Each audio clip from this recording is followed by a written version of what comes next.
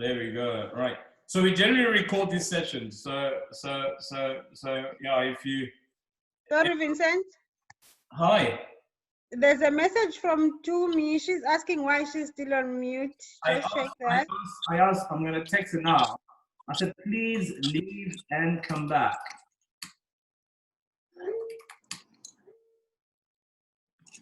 Because she's got a connection problem, I think. It's got nothing to do with me.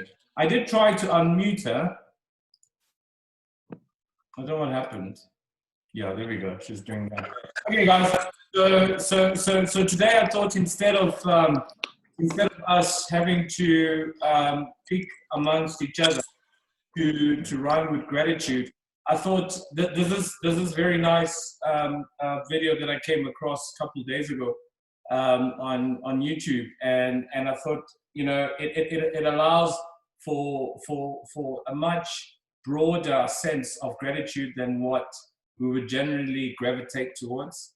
I think there's a whole lot more that we can be grateful for than what we generally think about. And I always say that if you encounter... Vincent, is it... Sorry. I'm listening, buddy. Oh, I wanted to find out if it was your network or mine. Is everyone experiencing throttling? I can hear you clearly. We do lose you every now and then. You are brave. Every third second we lose you, and then we find you, and we love you, and then we leave you, and we lose you. And then he's by himself. Okay, so I've switched off every device to not use the Wi-Fi. Does it make a difference at all?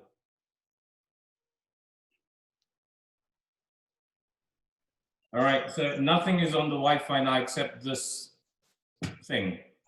Still losing. You sound much better. Okay, it's gonna get better, buddy. Okay, please don't crucify me. Hello, Tawani. Anyway, so how's it, bud? So what I was saying is that, you know, I came across this video and I thought I should share with you because I think it just allows for a broader, I'll say a broader base for things to think about when you're wanting to elevate your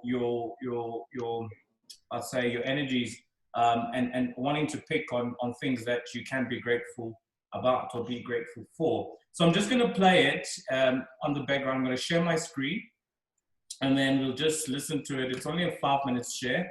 And then yeah, we'll take it from there. Can you see my screen? Yep. Yes, we can. Yeah, boy. Yes. Great stuff. All right, here we go. Say thank you for grace. Thank you for mercy. Thank you for understanding. Thank you for wisdom. Thank you for parents. Thank you for love. Thank you for kindness. Thank you for humility. Thank you for peace. Thank you for prosperity. Say thank you in advance for what's already yours. That's how I live my life. That's why I am. One of the reasons why I am today. Say thank you in advance for what is already yours. Thank you. Thank you. Thank you. Thank you for this day. Thank you for every moment that led to this day. Thank you for the hard times. They made me appreciate the good times. Thank you for the lessons. They were needed for my development. Thank you for my eyes that get to witness the miracles of today and tomorrow. Thank you for everything I take for granted. Thank you for all of my blessings. Thank you for my drive. Thank you for my spirit. Thank you for my strength. Thank you for giving me the courage to fight through the hard times. Thank you for the people in my life, those I love and those I learn from. Thank you for it all. Thank you. Thank you. It's the key that opens the door to instant happiness, unlocks the door to everything we are really seeking in life. Happiness and contentment. Think about it. No matter what you say you want, money, riches, health, to help others, why do you really want it? When you drill deep down, the only reason anyone wants anything is the feeling we believe we will get from having it. That all boils down to happiness and contentment. And the truth is, we can have it now if we are grateful. And if you get quiet, get away from the noise of the world, and think for a moment about what you could be grateful for, I'm sure you can find plenty. Be grateful there's food on the table, air in your lungs, life in your body. Get grateful that you have opportunity to take your life to a whole nother level. To decide right now that you're going to live your dreams and never settle until you do. Get grateful for the mental strength you've been given to survive the hard times. Get grateful for your limbs if you have them. Many are not so blessed. Your eyesight if you have it. Many are not so blessed. Your hearing if you have it. Many are not so blessed. The health you do have, many are in worse positions. Get grateful for that one person that has had an impact in your life, or many people if you are so blessed. Then get grateful you can choose to be that person for someone else. That one that makes a difference in someone else's life, no matter how small. Get grateful you get to experience this magical universe. Today, look for miracles. I guarantee if you are looking, you will see them. There are unlimited things to be grateful for. Open your eyes. Unlock your amazing life. It's ready for you right now. Thank you for this day, whatever it brings, whether a challenge I need to grow, a lineup to change, an unexpected blessing, every moment of joy, whatever today brings, thank you. Whatever it brings, I pray I have enough presence in each moment to know that no circumstance is my life. No high or low, no event, no thing is my life. Life is energy, and I know I'm so much more than my physical body. Thank you for my ability to love, to give to others my authentic love and kindness without expecting anything in return. Thank you for my strength. Thank you for my presence. Thank you for my ability to attract only the things and people that are in harmony with what I need in my life. Thank you. Thank you. Thank you for this day, whatever it brings. Yeah, that's super awesome. I don't know if you did get the gist of it. But yeah, that I thought we should share, apart from the usual of picking one of us to actually do gratitude. Whilst Tumi is getting set up there, are you there? No, I can't. Yep.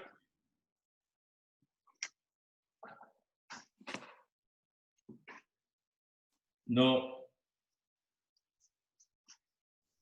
Can Tumi maybe try use her phone to connect? Because I think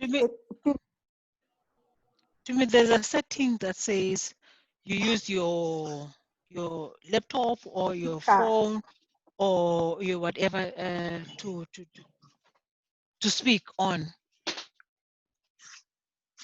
So this is what happens, regardless of me saying, please log on 15 minutes earlier. People come in 5 minutes late, and this is what happens. To her defense, her and I were actually talking. I think we decided to stop talking around about 5:30 or so, and everything was working perfectly fine, Shane. On Zoom? I think, I think it's just Murphy's Law. I was online like 20 minutes. It wasn't this Zoom call. Her and I were just doing our own little tests on the side, and yeah.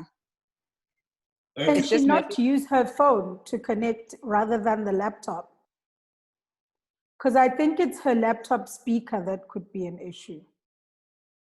Let me try and get in touch with her on the site, and then I'll feedback to everyone just now. Okay, cool.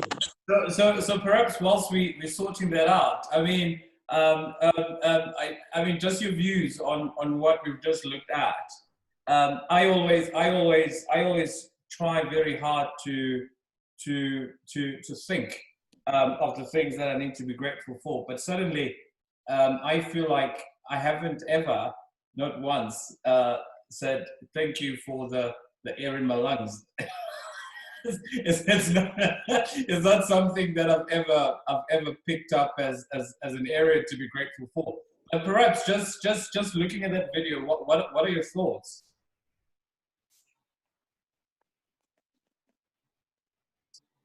Anyone? Can I go? Yeah, sure.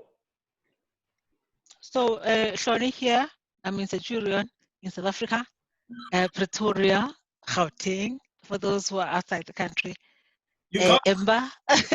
you can't say Centurion and Pretoria at the same time. You either live in Centurion or you live in Pretoria. Okay. I live in Pretoria. Oh, thank you. Thank you, Vince. I live in Pretoria, but in the Gauteng province. Okay. And then somebody has just corrected us. Thank you, Vince. Yeah, no, we are grateful of a whole lot of things. I mean, the air that we breathe, I mean, we're on level 3 now. We're on lockdown level 3. We can do a whole lot of things, but responsibly so. So I know that we can exercise, we can jog, we can do 1 to 50 things out of 1 to 150 things. So yes, I'm quite grateful while waiting for the presenter to present. I'm quite grateful to have the air that I breathe, that I don't have timelines restricted to me, that it's only 6 to 9 a.m. and that's it for the day. I mean, I can't deal with that because I'm sleeping at that time. And then by 8 o'clock, I must be on the calls for the company that I work for and for the company that I consult with, companies that I consult with. So yes, I'm quite grateful. So just not to take the stage for other people. Yes, we are quite grateful for the air that we breathe, because yesterday during lunchtime, I did a 1.5 hours walk around the block, and I came back refreshed to my workstation. So yes, that's it from me, Vince. Great, thank you so much, Tony. That's exciting. And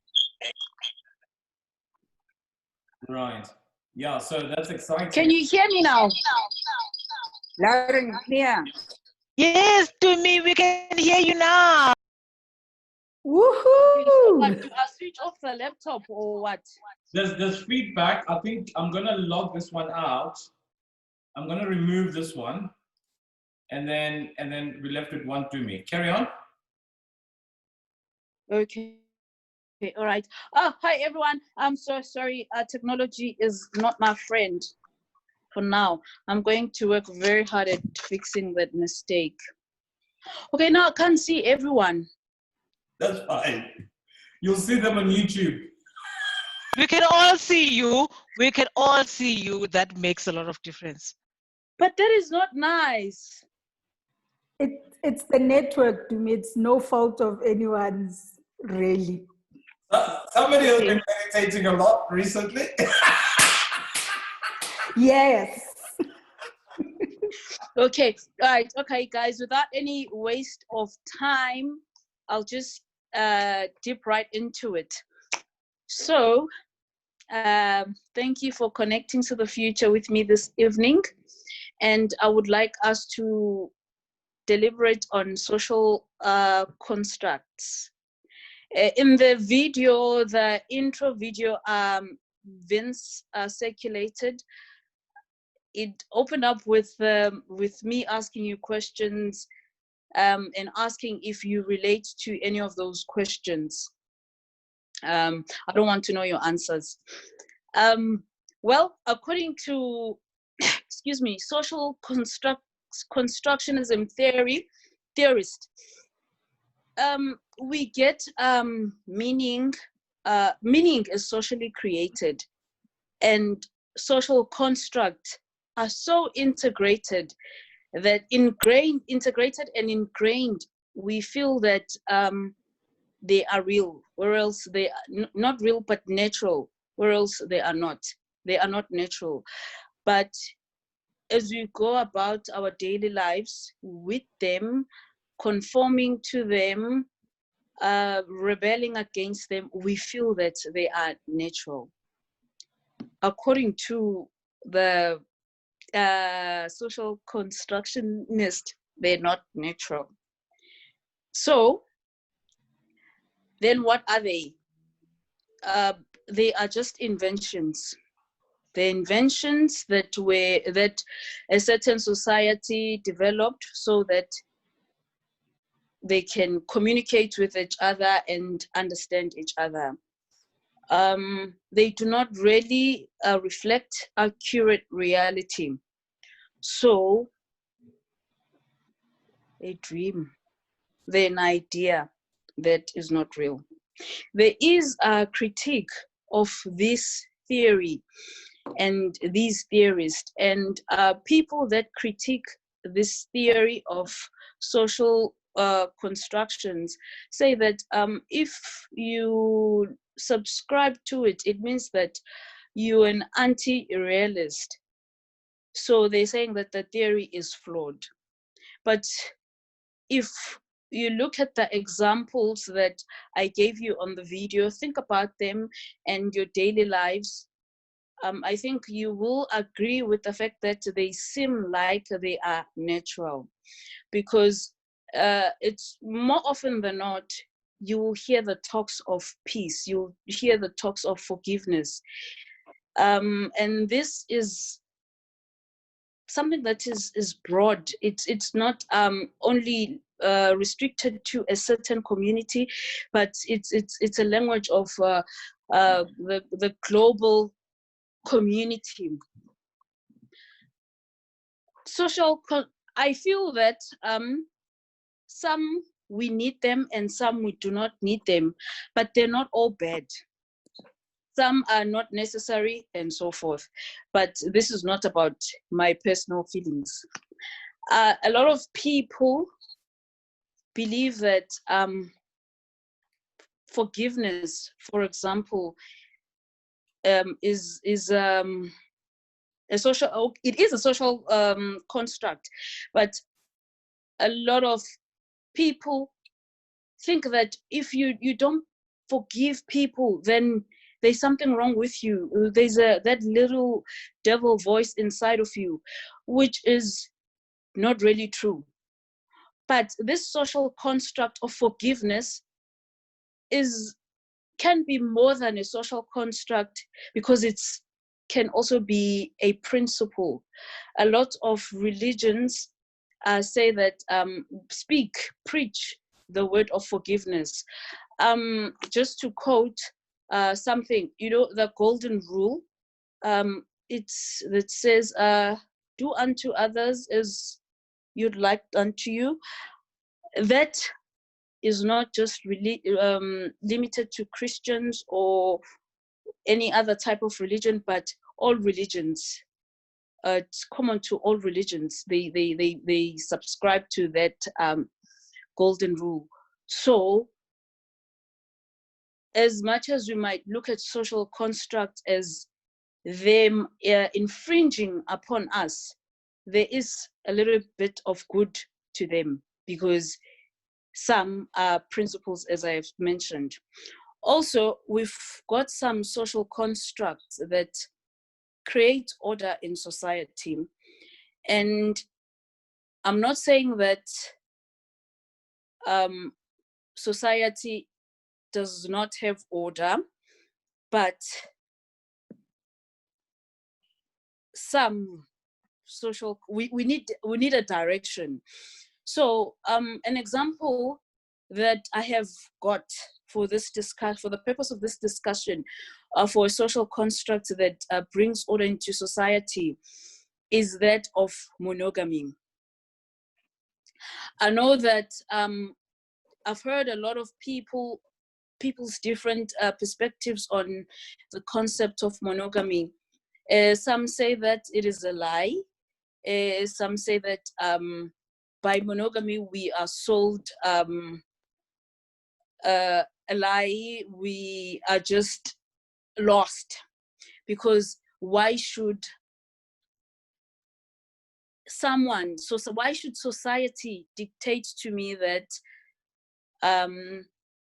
me as an example, I'm speaking here hypothetically.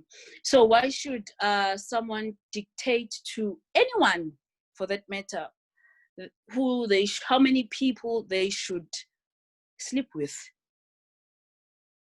Monogamy says that you're married to your partner. You can only be romantically involved with your partner. You can only have sex with your partner. So if you have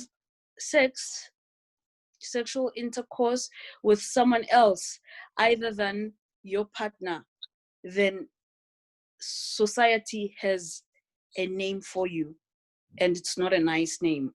So people question that. Why should people be called names? Because they are responding to their feelings. However, if you look at it, monogamy in this instance is a social construct that brings order. Imagine if in a community of 5,000 people, let's say all these people are married. So it's a nice, beautiful community. Everyone is married. And then whilst they're all married, they develop sexual feelings for other people. And then because there is no naming and shaming of people that have sexual intercourse outside their marriage, then what kind of a community will that beautiful community become? So the concept of monogamy in this instance serves to bring order. So people, even though they've got these feelings that they would like to respond to, that they would like to entertain, other experiences that they want to have, they want to explore and so forth, but because they are afraid of the stigma that will be attached to them responding to the feelings that they have, they will try to pull themselves towards themselves. And they're not doing so because they would love to, but they're doing it because they're afraid that people say, but you are married, why are you doing this? So in that sense, monogamy is an example of a social construction, a social construct that brings order. And then we live with this social construct every day. Some of them makes us question a lot of things. We've got another example. I've got another example for you of abortion. I know people don't like to talk about these things, but they are a reality. So when it comes to abortion, society says no to abortion. And then there's the concept of pro-choice versus pro-life. So a woman has rights. Her body is her body. If she decides that I want to keep this child, that's her choice. If she decides that I do not want this child, that is her choice. But society says that if you're having an abortion, then you're a bad person. So what about the woman's rights, the woman's choice to do whatever they please with their body? And then the people that are for the pro-life, that say that because you had sexual intercourse, you knew what you were getting yourself into. So the fact that you are pregnant with that child that you say that you don't want, it really doesn't matter. If you decide to have an abortion, you are a murderer. So all of those things, they make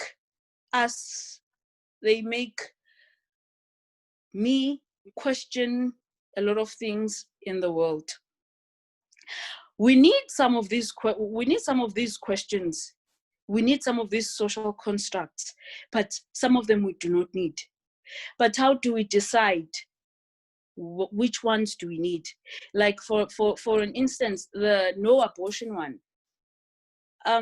there are positives to it and there are negatives.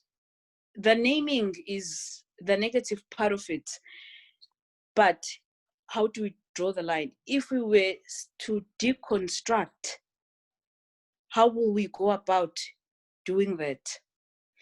Or do we need to deconstruct?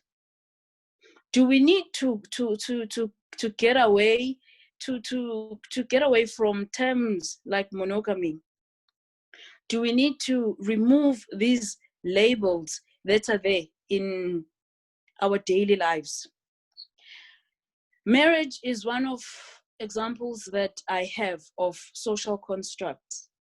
Society tells us that you have to be, okay, not necessarily you have to be married at this age, but if you reach a certain age and you are not married, society is going to say that something's not right. Can't you keep a man? If you were a woman, can't you keep a man? Or are not domesticated? You can't take care of your household? Or do you not what's the term? Okay,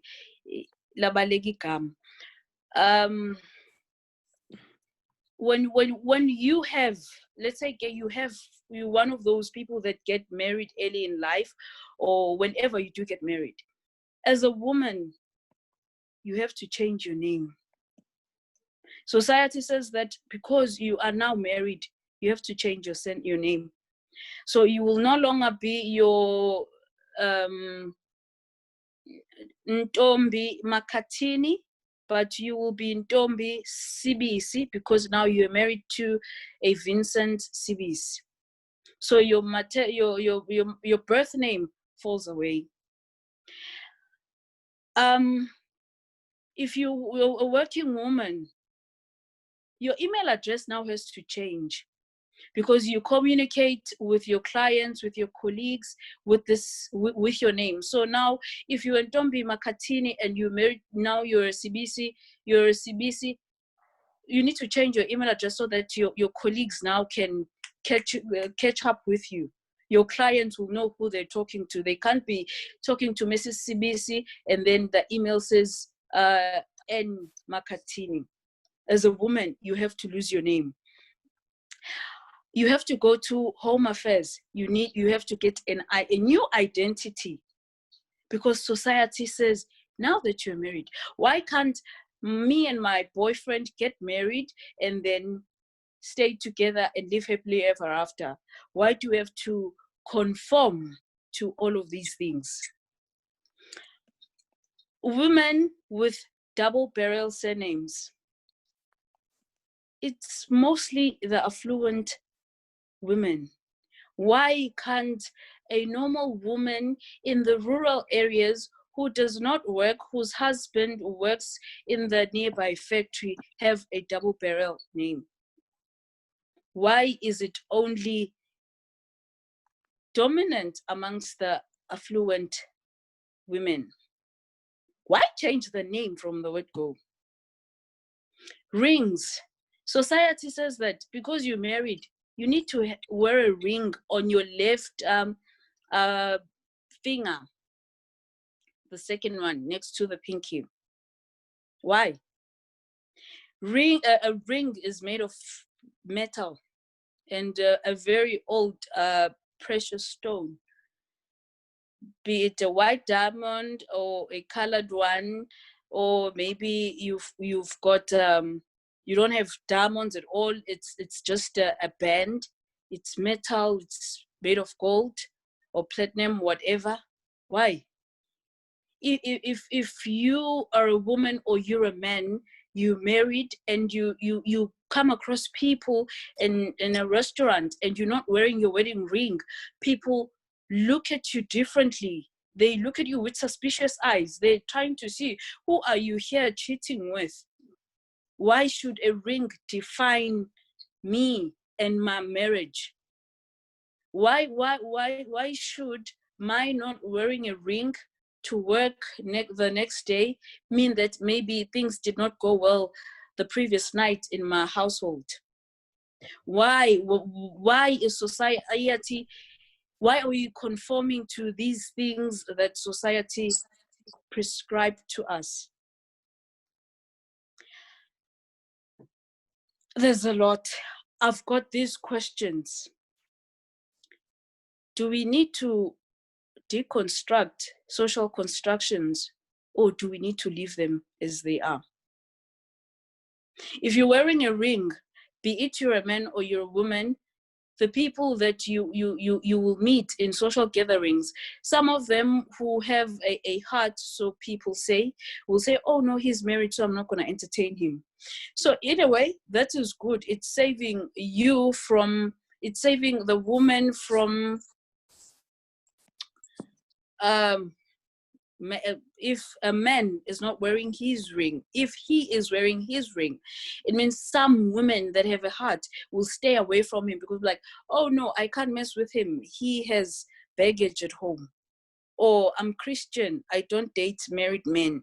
So your man as a woman will be saved because he wore his ring. So in a way, that works in your favor. But do we really need to wear these rings?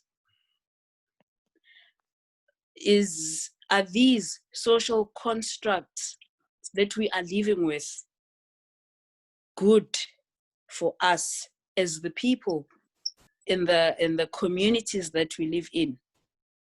If we do feel that we need to deconstruct, how do we go about deconstructing them? Do we need them? Are they necessary? I asked that you bring your social construct that you question the most, or not even the most, but the ones that unsettle you, the ones that you dislike, the ones that you favor. Please share with me so that we can connect to this future in a discussion. That's all I have for you for now. Okay. Well, one part that I think I missed out. Social construct were created so that we can make sense of the world. So if, for instance, here in this platform, we've got people in different countries. Amber's in the UK, I'm in South Africa. If I speak about marriage, I don't need to draw Amber a picture. Amber automatically knows what I'm talking about. So social construct helps us make sense of the world as much as we in different parts of the world, but we understand it together the same way. There's a very long list of them. You know them. Money is a social construct. Gender is a social construct. Virginity is a social construct. Race is a social construct. Family is a social construct. Time, the list is endless. Let's talk about this social construct. I would like to hear your thoughts. Right. Is that it? You sure it's it now? Oh, well, I still have a lot of time. But for now, I want to hear other people's voices. Okay.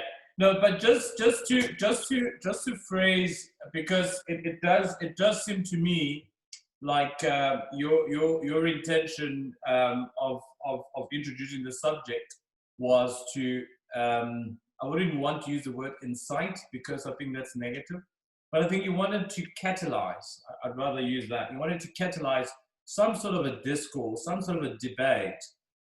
Is that the intention of your presentation today? Don't paraphrase me. Okay. Give the audience a chance. Why? Ask their questions, add their comments. I'm the moderator today, so I want to connect the dots and find the direction, because I can tell you now, you mentioned a lot about virginity, circumcision, family, a marriage, money, all of that, and this thing can go on forever and ever.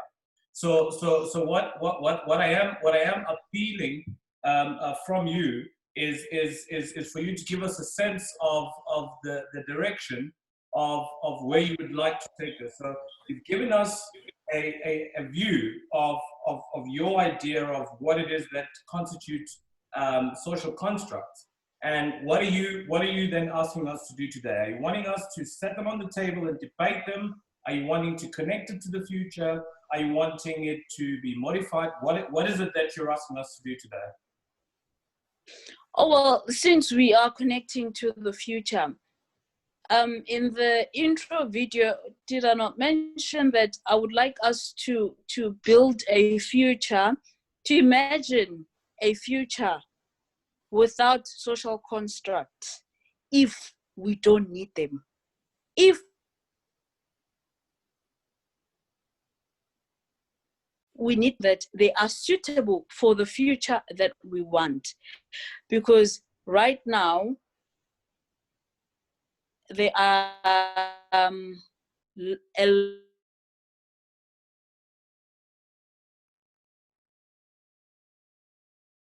Are we losing Tumi, or is it just me?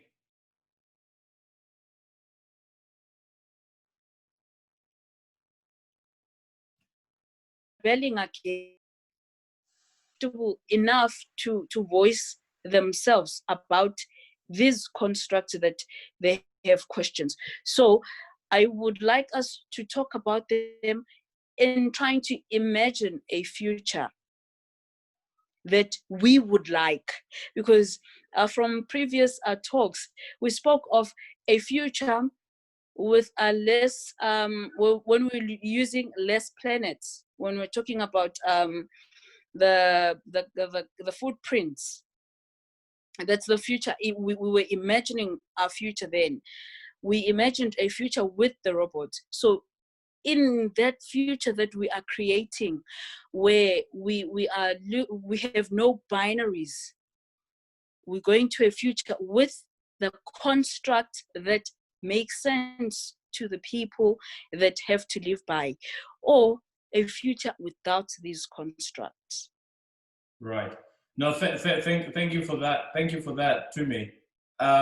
So what has happened is my app just restarted and I lost all the things that you guys were writing. So I don't have a record of anyone that was typing anything.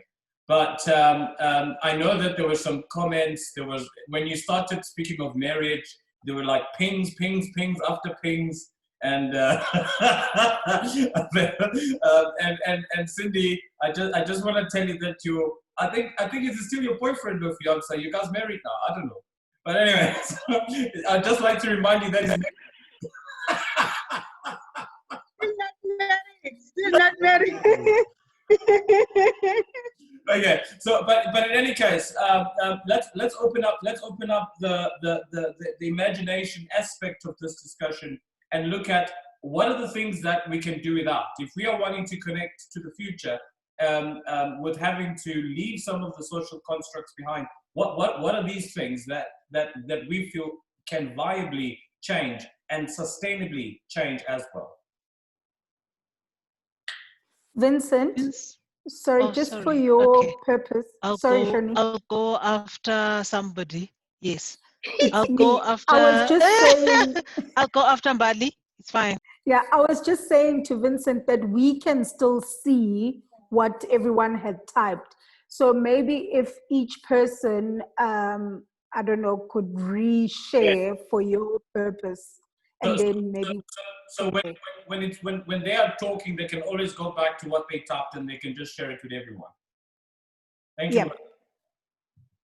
Okay, go ahead, Sonny.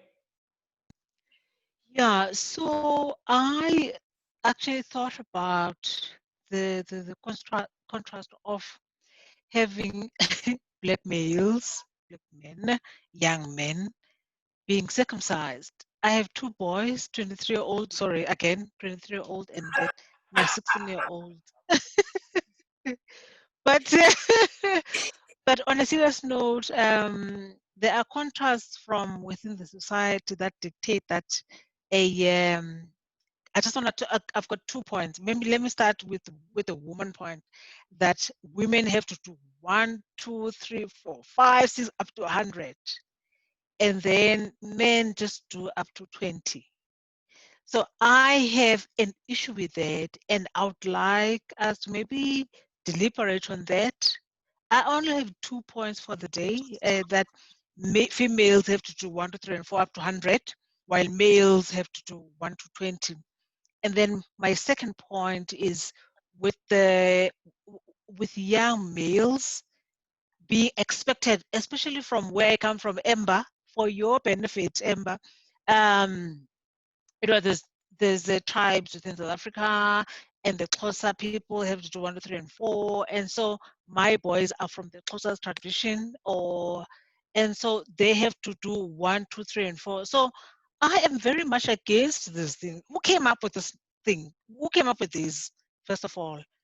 2 of them, that boys or young men have to go through circumcision in the mountain, and they have to go through all sorts of nonsense up there in the mountain, when we, the mothers, are not involved in.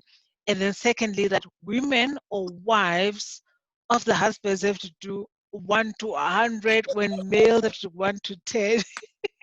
So those are just my 2 items for the day. Thank you. Okay, anyone else?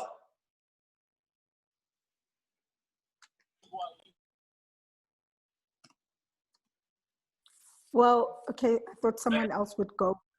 Mine was basically about how, as Africans especially, we look down upon women who choose not to have children. It's such a taboo thing that when you meet people and, after greetings and whatever, the next best question is, so how many kids do you have? And when you say you don't, then all the other questions and the eyes pop out, and then your age gets questioned. And I think, just like abortion, having children is a choice. If I choose not to have any, it doesn't mean there's anything wrong with me. It just means I love being an aunt than a mom. So I think, and like Shoni asked, who the hell came up with all of this nonsense? Because to me, it's really nonsense. And if I can mother somebody else's child, I don't really see the need to bear children per se, like I'm okay with being my boyfriend's kid's mom type of thing. It's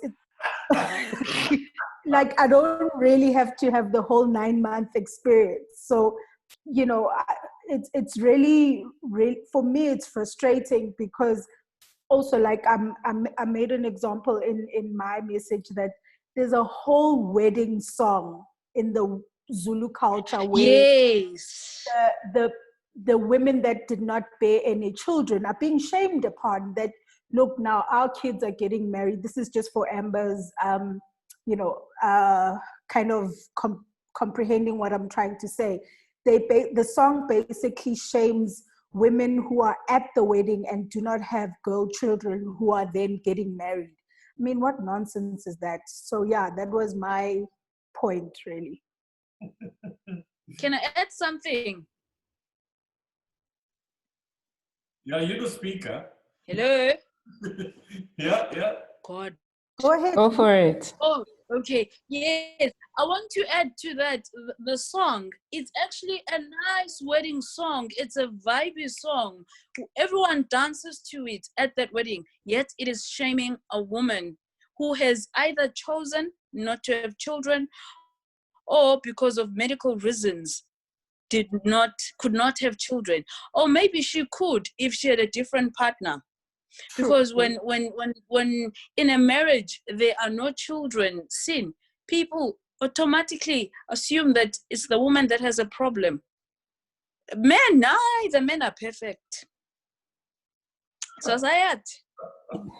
Can I share my bit and also just respond as well? So for me, I just want to find out from everyone, where do you draw the line in terms of being a rebel because you don't subscribe to these social constructs, or really challenging the social, really challenging these social constructs. So a lot of this, especially with Amber, again, for your benefit, in the African culture, a lot of these things, if you question, you are being rebellious. So you don't really have the ability to question things. I have that with my mom. My mom actually tells me that from the time I was a child, I would question everything. And when she'd say, that's just the way it is, I would still ask, but why is it like that? You know, I still have a personality like that, but that's just the way it is. So my question, more than anything, is where do you draw the line between challenging these constructs and being labeled a rebel? And then to respond to what Mbali and Tumi are saying about the wedding song, I want to be a little bit controversial here. So this wedding song goes something along the lines of, you know, go me, because now I have a child who's getting married, yay me. So you're praising yourself because you were able to give birth to a child that's now getting married. If you ladies are challenging that, then to me it sounds as though people then can't really praise themselves for doing well. Like, for example, if I lose 50 kgs now, can I not go on social media and post a before and after pic of myself? Will that now be body shaming everyone who hasn't lost weight? You know, if I am successful in my career and climb the corporate ladder, can I not celebrate that about myself? Am I now making everyone else who's not able to climb the social ladder look bad? Just a question. I'm not saying I agree with the song, but I just want to understand what your thoughts are when you think of it from that perspective, that can I not celebrate my achievements? Thank you. Can I respond quickly? Tando, I think it's the context of the song. There's nothing wrong with praising yourself, but in the praise, do not shame somebody else because of what you have achieved. I think this is where the problem comes in, is that somebody else is being shamed just because you or the sun is shining on your side, type of thing. That's my feel. I don't know how everyone else feels. Noted. I was noted. Thanks. Makes sense. Right. You know. Yep. Can I Sorry, say Vince. something? Yeah, sure. Oh no, go for it, Cindy. Didn't hear. Okay, can I go ahead? Yes. Okay, sorry. Hello, everyone. This is Cindy. Hello, Cindy. I'm with Dando here. Hello. We are in Cape Town. Hello. So I have two issues. They both linked to each other, I guess. The first one is about us getting married at a certain age, because the society expects us to get married. Me personally, right now, I really don't believe in marriage. I'm not saying in future I will not get married, but personally, I feel like marriage is just oppression. There's just too much oppression in there, from your partner, from their family side, just too much. That's how I feel about it. And the second one that I have an issue with is when you do get married now, then the whole family gets involved. And this Makoti thing that you have to do this, you must wake up at 5 while everyone is still sleeping. It happens a lot in Black families. Wake up at 5, you make breakfast for everyone, you clean the house, you cook, and you do everything. Everyone else is relaxing, including your man. He's all around, he's everywhere. He's everywhere, and you're sitting here. You have a little baby, you have to look after the baby, you have to cook, you have to do all these things. I have a big issue. So, Nje, marriage, that's it from my side. Okay. So are you then saying, Cindy, that the social construct of marriage, Tumi mentioned that it's one of the things that we've created to make sense of life. Are you saying, bugger that, do away with that? No, marriage is okay, but we must do away with the thing of Makoti is expected to do 1, 2, 3 while man is relaxing. The family also that you married to, they have too many expectations. It's just not real. So that's the issue I have an issue with. I don't mind getting married to an understanding person, an understanding family. We're all happy here. That's okay. but it's just the expectation that Makoti is expected to do 1, 2, 3. That's the problem that I have. Sure. Go ahead, Tumi. I think Utando wanted to say something. Yes, Utando, yes. do you want to say something before I go? Yes. Mm. Hey, Tumi, I hear you, but the thing is, if we change, Share the mic, Cindy. Share the mic with Thunder. You can't. Oh, you can't hear? There we go. Yay.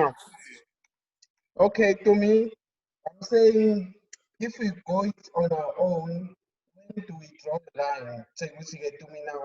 This is enough now. We mustn't carry on asking more. Now it's enough now. Because like the Bible and everything limits us to know not to go further. So if we go, we can go all the way, like not like we work naked now. My body, who's gonna tell me? You see those things? That's the dangers. I don't know if you can talk. So I think Cindy must paraphrase that for us because I couldn't hear you. Did anyone hear Sando? No. Oh, can you hear me? Yes, we can. Yes, we can hear Share the you. mic with Cindy. No, but we're sitting in one room and the laptop, there's no mic. I don't know. The Okay, mic but is towards your side. Okay, but basically what he's saying is that if we question all these constructs, especially he referred to the Bible ones. So if we're gonna say now it's my body, I can do whatever. Let's just go to the point of question, for example.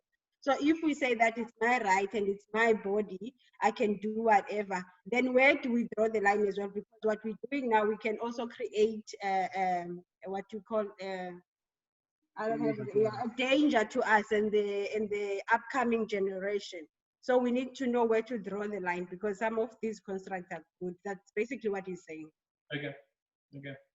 Okay. All right. To respond to that, Cindy, I think your contribution has helped me a lot because now you're speaking of marriage as a social construct that is giving you a lot of questions right now. And you mentioned the Makoti duties, but that is not just it. You did not mention the Mamezala nightmare. But maybe that is because you do not have that. Maybe you are not speaking from a personal perspective. I don't know, maybe you were just talking because the subject is interesting. So from what you said, I'm thinking that marriage is one of the constructs that we really need to question. We need to deconstruct that one because we cannot go to the future with marriage as it is. We need to deconstruct it so that we can enjoy marriage in the future that we want to have.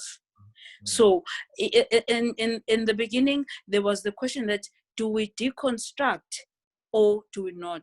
So it's from your contribution alone, I think that we need to deconstruct marriage.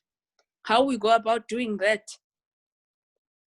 is a completely different story. But those questions, Ntando, I think we need to start somewhere. We need to ask questions and not accept things at face value. So that as much as the Bible is a good book that guides us, the mistake that a lot of people make with the Bible is that they interpret it out of context. Someone will say, open Ezekiel 23 and just read verse 17, 18, 19. So if you're only reading verse 17, 18, 19, you have missed verses 1 all the way to 16. Obviously, you're going to quote only those 3 verses out of context. So we need the questions and we need to contextualize things and not just quote what feels good for us. Right. Can I ask something? Can I Vince? come? Yeah, sure. Musa, go ahead. Okay, can I come in? I think with social constructs, the way that we've been taking it, we've been very biased, looking at on the female side, looking at how females are oppressed. I believe that females are the greatest oppressors of other females. So deconstructing these social constructs, females need to gather and look at what is it that is not working for us as women. So let us work on this and get rid of it. So in doing so, I think that heteronormative values and patriarchal values should be something that is talked about. We haven't touched on how men are oppressed in social constructs. We've only looked at how women are oppressed. Where I, as a male, if I'm unemployed, there's no woman who would want me, saying that I'm broke. So there's always pressure on me that I should be the head of the house. I should provide. Yes. But can I just say something with you, Vincent, with your permission? Can I Can I go say after something? Mbali? Okay, Vince, who's saying something now? I don't know. Can I say it's Shoni here? Carry on. Shoni's. Okay, yeah. I've got three things, and I know that the first thing to deconstruct is the circumcision of male people or male young men going to the mountain when there are doctors who can do that in a very hygienic way, and the way that we can be secured that it is fine. We can bring the boy home and we can look after the boy home, first of all. And then secondly, who came up with this rule for marriage? I've been looking for a book that comes with the rules for marriage. And then lastly, I wish somebody could take out of the group the term polyandry. Because we as women, there's a very strong feeling, Mr. Moderator, on a very serious note, that we don't have to follow whatever rules were set in 1925. We are in 2020 now, 2020 now, and the rules for 2020 have to apply. And so we can't be expected to marry one husband, for instance, as a woman.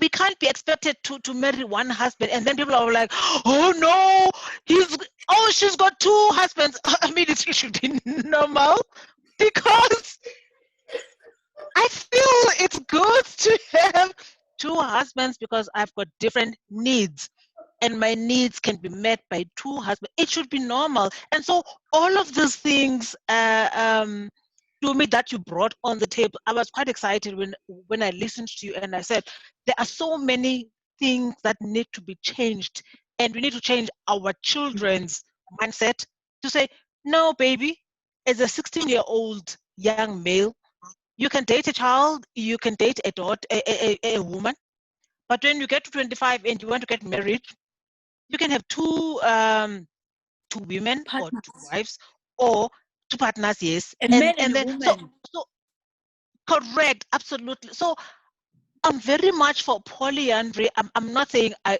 want to practice polyandry, but I've seen that there is a very need for women to be heard out there. And so three things in summary: that young men don't have to go to the mountain to be associated as men. Secondly, women don't have to follow somebody else's rules that were set in 1925, that you have to dress up like a married woman, you have to take somebody's surname. I mean, why do we have to take people's surnames? Why? And then thirdly, why shouldn't we go into polyandry? And that's just the question I'm putting on the table, guys. Can I answer? Oh, sorry, Ember, go for it, Ember. Ember hasn't said anything. Come on, Ember. Yep. I'm absorbing all the passion. Good. I was just gonna say, I was thinking, like, what are the social constructs that I'm like having a problem with? And I think, I don't think there's any particularly, and I think this whole thing comes down to the issue is not necessarily maybe with the constructs themselves, but with the judgment and the shame. Those are the problems, right? So I feel like we can go into the future and we can have social constructs, or we don't. But for me, the thing in the future is just don't judge people. You want to do it, you do it. You don't want to do it, you don't do it. You do your own thing and let everybody go. And that's my that's where I'm connecting that to the future. We're going there. You do what you want, everybody else get lost.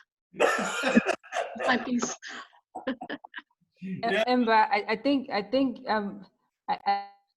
understand why you would take on that approach. In the African context, it's very difficult to do what you want. Like I was chatting to a friend just last night, and he was saying that he was financially stable and he was ready to move out of home. I'm sure somebody in this group will remember the story. And his mother was quite upset with him. Was quite upset with him because, according to her, a person only moves out of the house when they're getting married. So this person is financially stable; they can be on their own. But in our culture, those things aren't really accepted. So that's besides the point. We are, I think, as Africans, we're quite oppressed. In this group here, although I don't know a lot of people, the four that I know quite well, we live in a society that embraces or is exposed to a lot of culture, a lot of different cultures. So for Cindy to say she doesn't believe in marriage, it won't shock me because her and I are in the same kind of lifestyle. But I don't think, Cindy, as much as I know you, I don't think you'll ever tell that to your older sisters, for example. I don't think they'd accept you saying something like that. So there's a lot of oppression with the cultures that we're a part of as Africans. It's very difficult to say, you know what, I do things the way I want to do them. If you don't accept it, so be it. Like, for example, what Sonia was talking about with circumcision. In the Xhosa culture, a male is not considered a man until he becomes circumcised. So whether you are a CEO of a Fortune 500 company, amongst your family, you are considered, you might as well be a 12-year-old boy, even if you're married with 10 kids or whatever the case is. So, there's a lot of that in our culture, which makes it difficult to say, I'm doing me, you get lost. I just want to comment, Sonia, on what you said about polyandry. Guys, maybe just a step back. Why are you challenging marriage so much? Why is marriage like the biggest challenge here? Secondly, we seem old enough. I'm sure some of us have dealt with the hurt of being betrayed by a partner. Okay, so in situations like that, where you've been betrayed by a partner, regardless of the extent that betrayal went to, it must have been quite hurtful. So for me, I believe in marriage. One of the main reasons I believe in marriage is how it is the responsibility and the accountability that comes with marriage. I'm not saying everyone who's married doesn't cheat. I'm not saying that, but there is a certain level of responsibility and accountability that comes with marriage. And Shoni, see you getting excited regarding polyandry. I don't believe in polyandry. I've spoken to people that are. I just think people are. I think it's a way of protecting yourself. You kind of say you're going to cheat on me, so let's just make this an open relationship. There's different levels and different personal perspectives. So, and I can see your reaction. Personal perspective, I don't believe in it. I honestly think that people go into those kind of relationship setups just to say, I'm expecting the worst, so therefore I won't hold you accountable to only being faithful to me.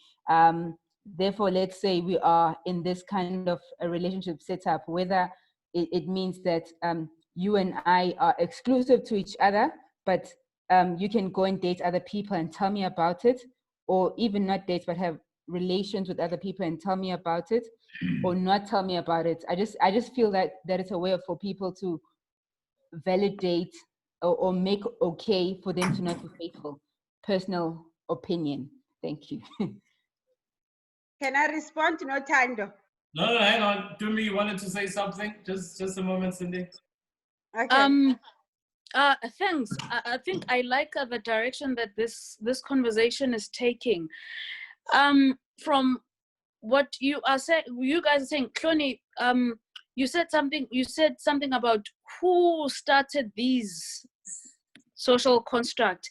In the previous sessions, there was a guy, I don't remember what his name was, but he spoke about, we were speaking about words. When did words come about? I think that person that came about with words is the very person that put us into this trouble that we are in right now.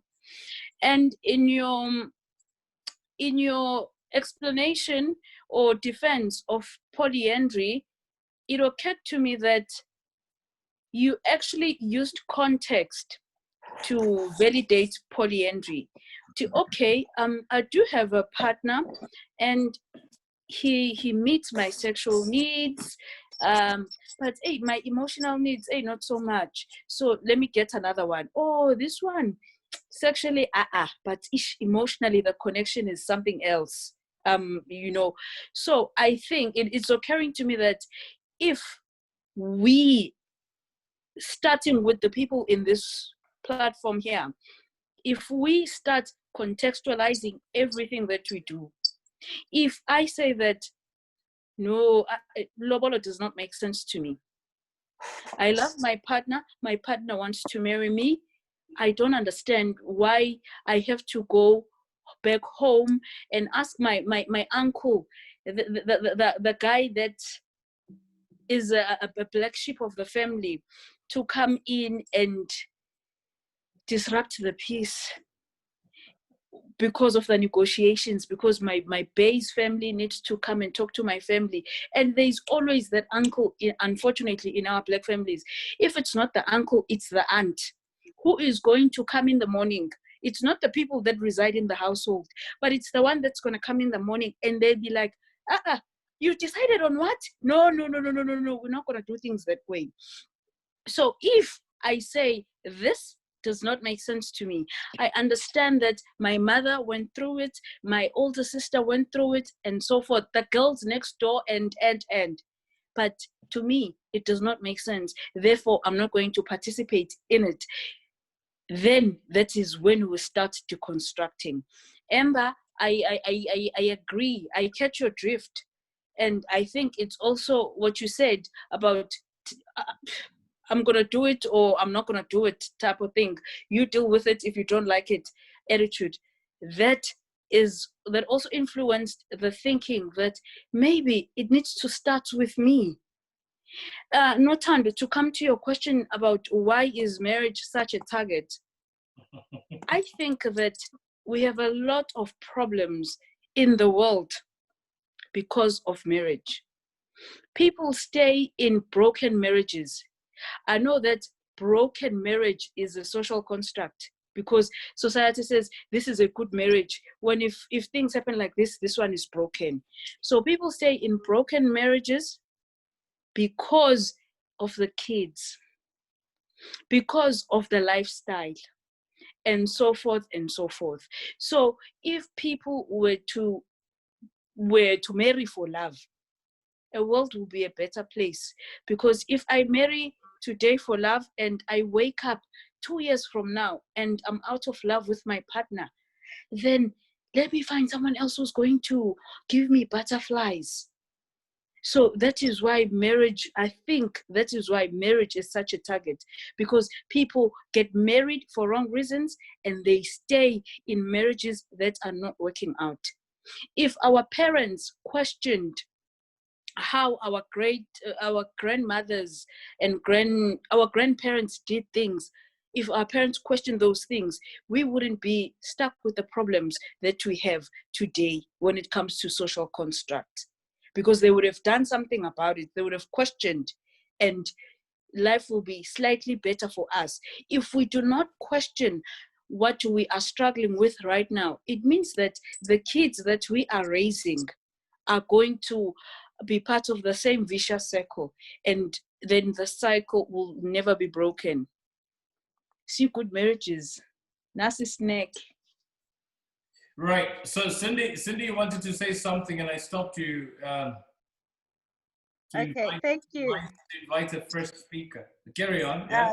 No problem. Thank you. I think Tumi touched a lot on what I wanted to say about why marriage is such a big target. Thank you for answering that to me.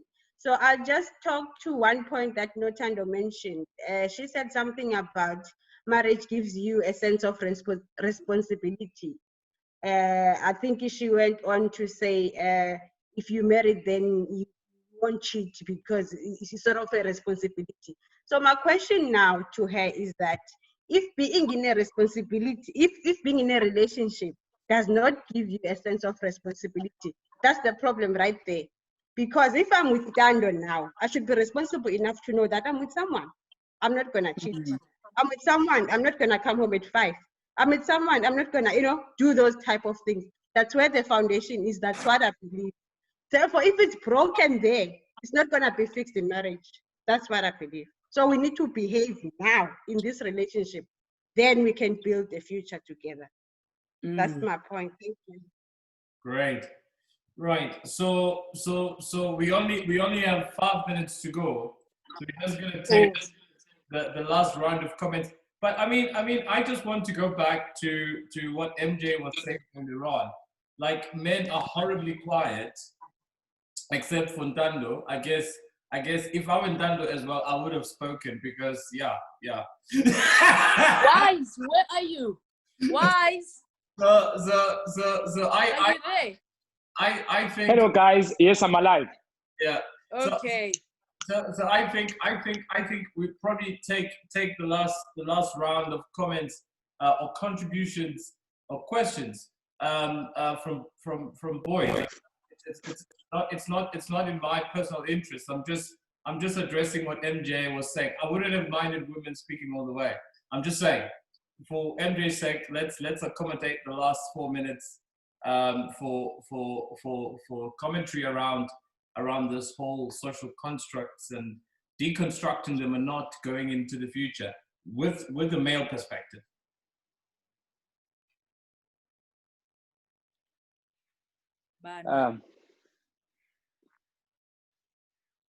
Good evening, guys. Hi. And good day to whoever. It's still, I don't know, daytime.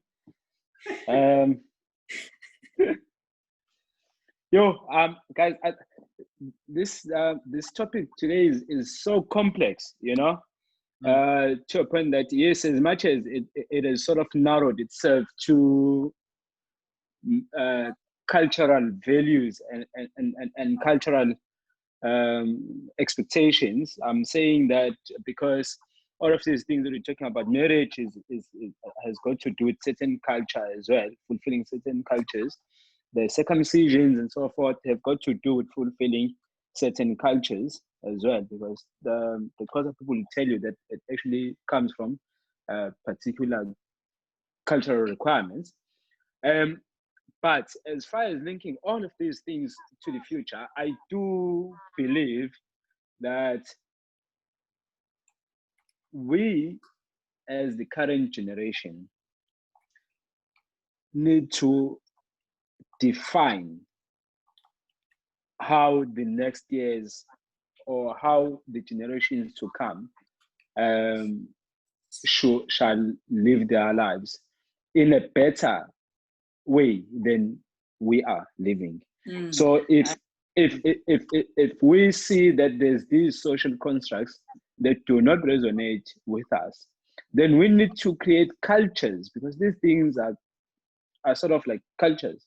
So then we need to create cultures that will define social constructs that can be welcomed in the society if these ones aren't welcomed. Because the reality is that social contracts will always be there, but they'll just be defined in different ways. Now, for instance, in these ones, there's ones that are acceptable. There's others that are not acceptable.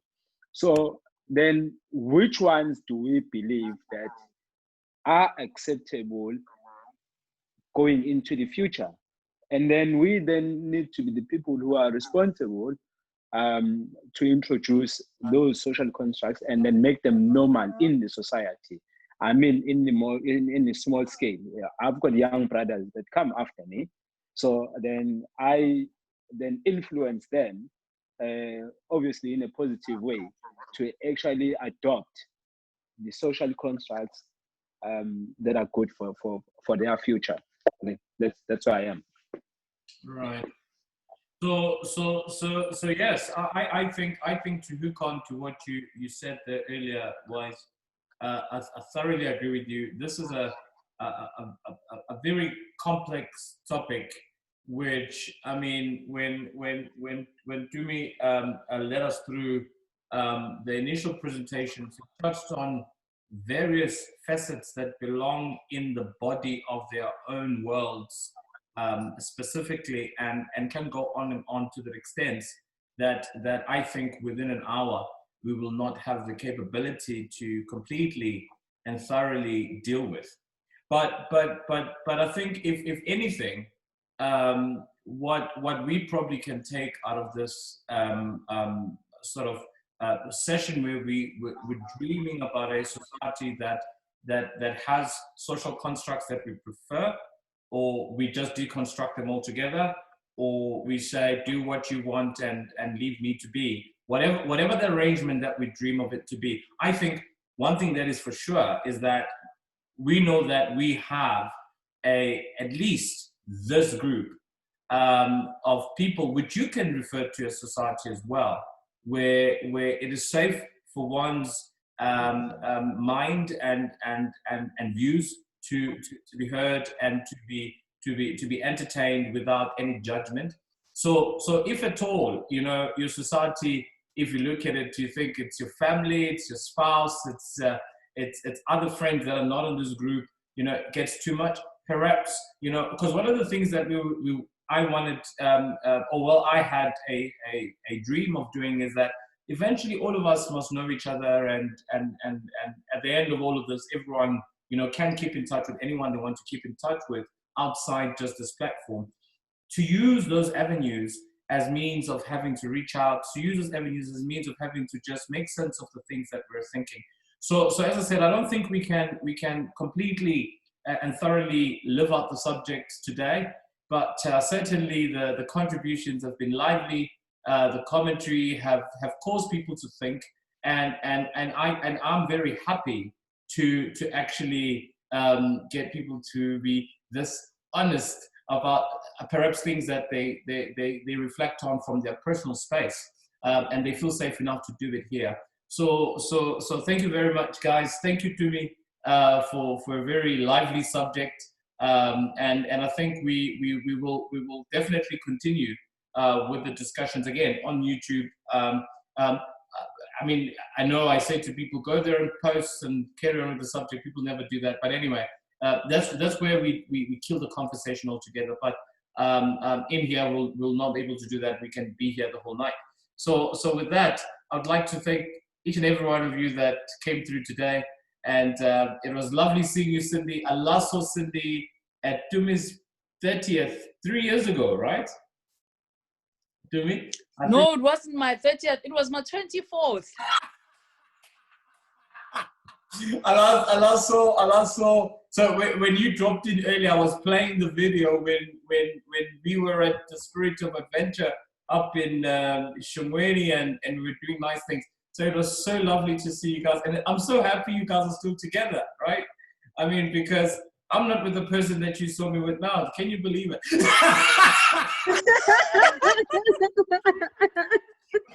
Thank you, guys. It was really nice. Thank you. It was really nice connecting with you all. No, Tando, thank you so much for inviting me here. Yeah. No, great. But anyway, guys. Yeah, keep in touch, and if you want to come back next week and the other weeks, you're welcome by all means. But yeah, guys, good night. I'm going to stop the recording. Whoever wants to stay can stay, and we can chat. Other than that, that wraps up the session for tonight. Thank you.